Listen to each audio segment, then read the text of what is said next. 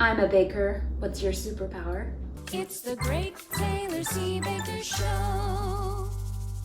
Hello and welcome back to the Great Taylor C. Baker Show. My name is Taylor C. Baker and I am baking my way through the Great British Bake Off technical challenges in hopes to live up to my namesake and become a better baker. And today is a very exciting occasion because if you have been following along, I have officially finished season 1 of GBBO. Pew, pew, pew, pew. And now I am actually going to skip ahead to the most recent season of GBBO. I'm still gonna do all of the seasons, but I'm gonna start at the beginning, check mark, go to the end, starting to check that mark, and then kind of squish the ones in the middle. And today we are making Malt Loaf.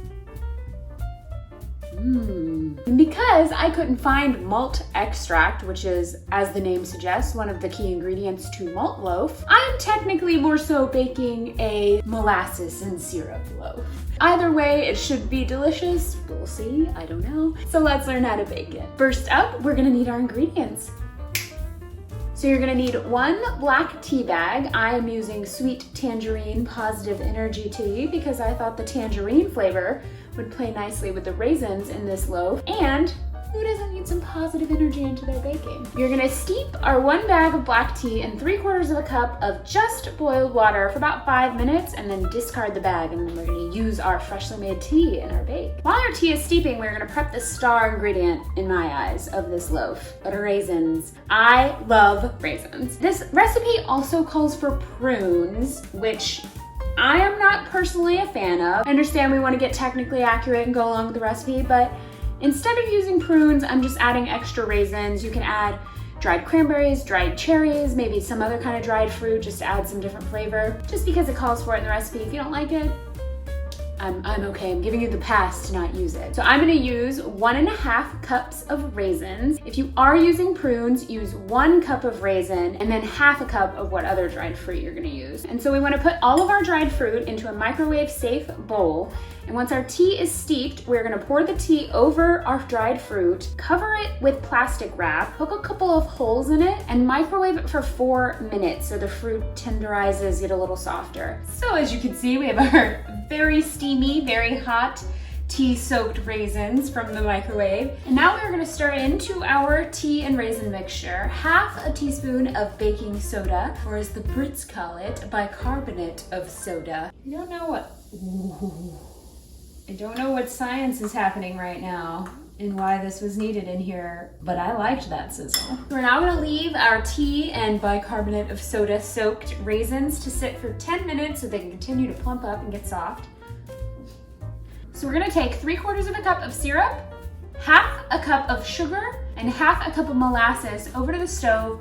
Boil it all together until the sugar melts down. And that is essentially what is the malty part of the malt loaf, or in this case, the syrupy and molassesy part of the malt loaf. We're gonna allow it to cool for 5 minutes, and then we're gonna mix everything together, or in this case, gently fold. So you're gonna add 1 cup of flour to a large mixing bowl with 1 teaspoon of baking powder. Mix this up nicely, get it nicely distributed. We're gonna make a little well in the center to add everything else together. I'll bring you over here so you can get a closer look. So we're gonna add in our warm malt mixture, and we are gonna add in all of our tea-soaked fruit with any remaining liquid that may be in there. Once everything is nicely mixed together, we're gonna add 2 beaten eggs and mix well.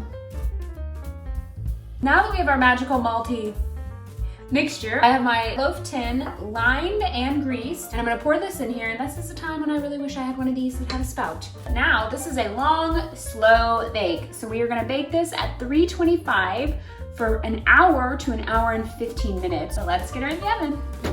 Well, hello, little lady. Don't you look beautiful? And similar to other cakes, like in my carrot cake recipe, you want to do the toothpick test. Just kind of test it in the latter half of the bake. Put a toothpick in. If it comes out clean, she's ready. Now that our radiant loaf is out of the oven and looking fabulous, if I do say so myself, you can tell there's all that moisture in there. And I can see it on the sides too. While it is still warm, the final step is painting some syrup on top of it just to lock in that last little bit of moisture. I always love the opportunity to paint my food.